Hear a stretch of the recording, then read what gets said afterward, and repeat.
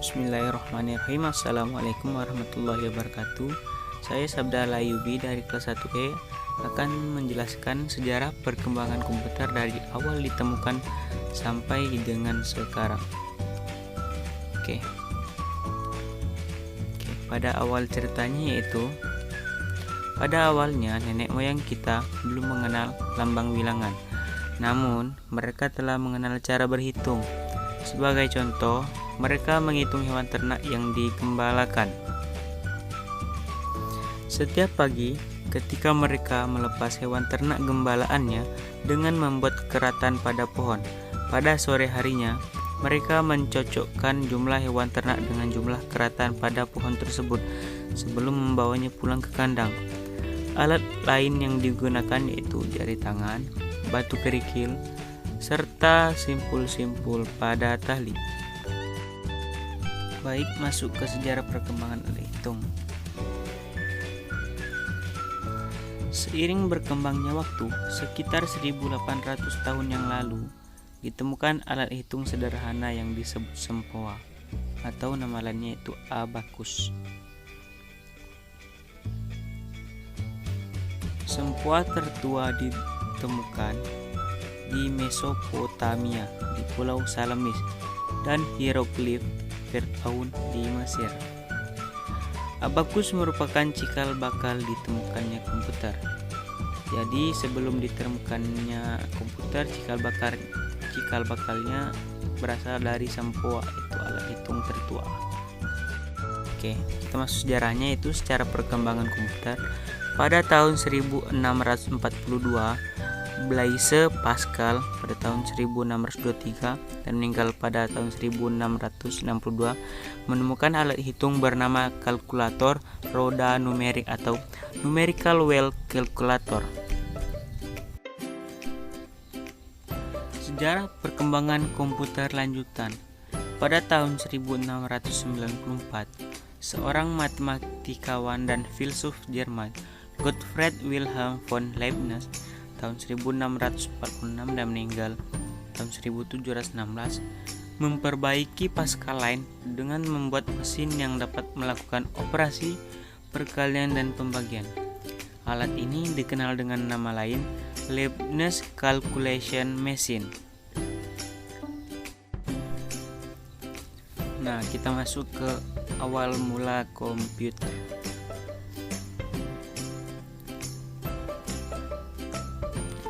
Awal mula komputer yang sebenarnya dibentuk oleh Charles Babbage yang lahir tahun 1791 dan meninggal tahun 1871. Dinamakan mesin diferensial atau differential engine. Jadi itulah awal mula yang sebenarnya komputer ditemukan oleh Charles Babbage.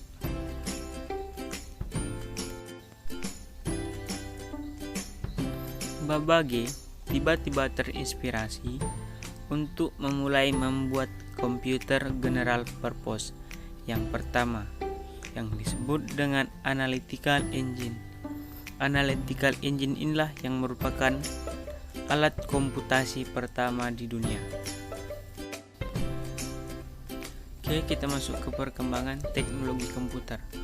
Teknologi komputer terbagi menjadi 6, dan yang pertama, komputer generasi pertama yang dimulai pada tahun 1946 sampai dengan tahun 1959. Nah, inilah awal mula tahun pertama dan generasi pertama dimulai.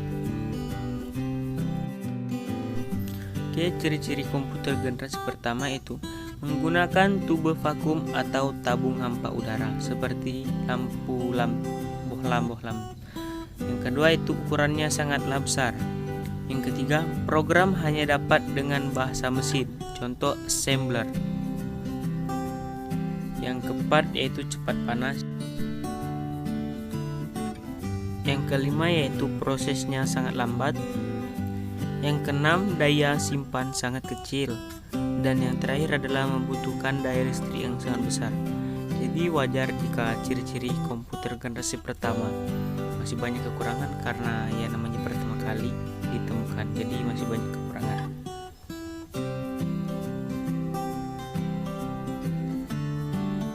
Oke, ini adalah contoh gambar dari komputer generasi pertama.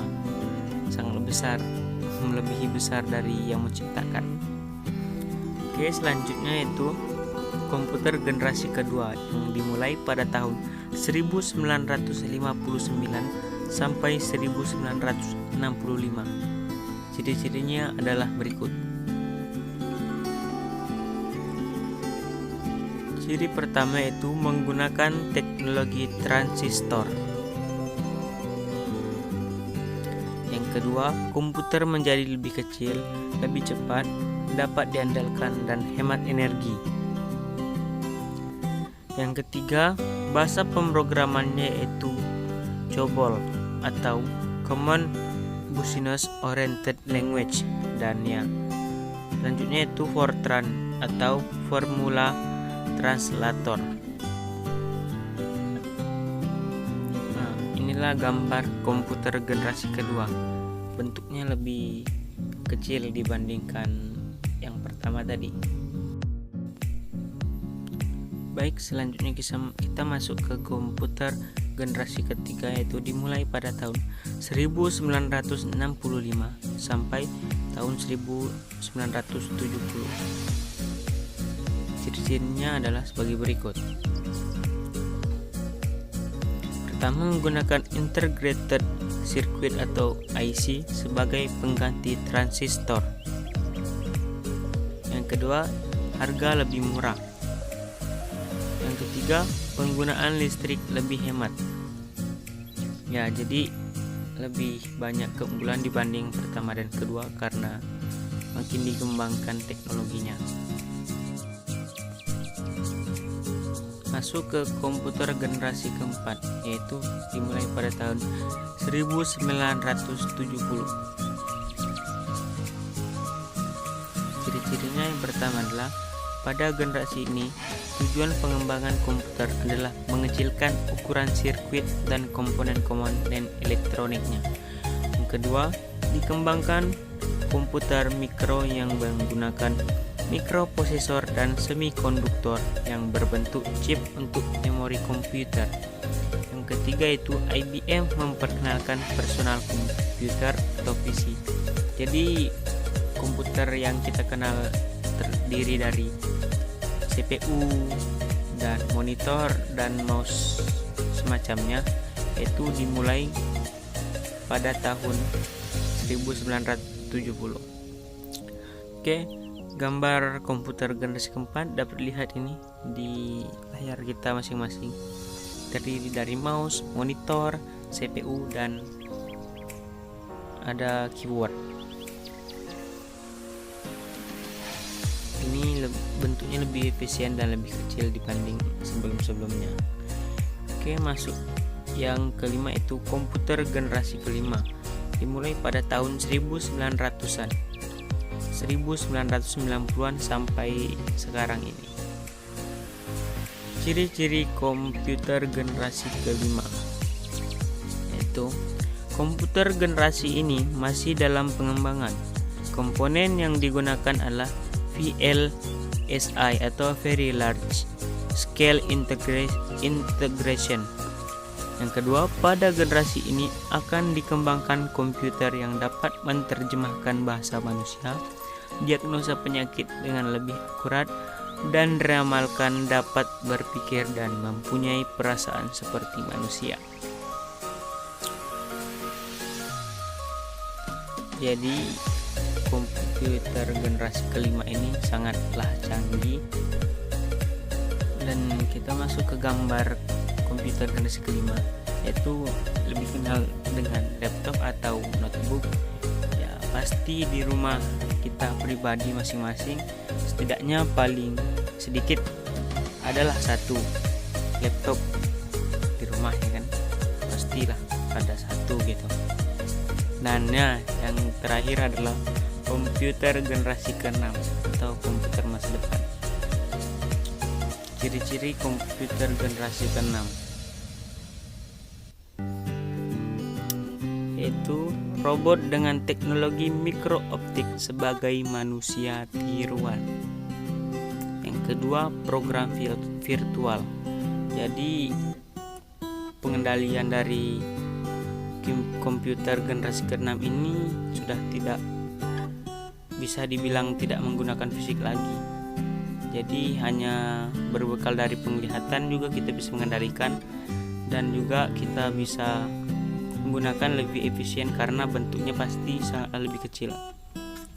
Sebentar lagi kita akan masuk ke sesi gambar, dan ya ini adalah gambar dari komputer generasi ke-6 tanpa harus membawa CPU atau monitor yang besar. Kita bisa menggunakan komputer generasi ke-6 ini hanya dengan menggunakan satu buah alat kecil itu yang dapat memancarkan sinar dan memunculkan sebuah gambar keyword, dan kita bisa mengetik di atasnya.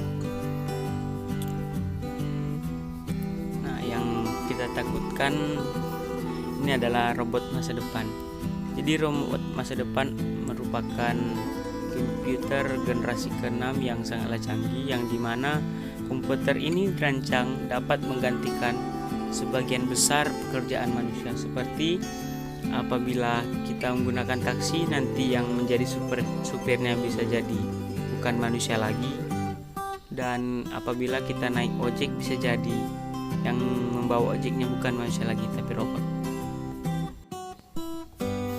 Oke, mungkin hanya sekian yang bisa saya jelaskan tentang perkembangan komputer dari awal ditemukan sampai sekarang.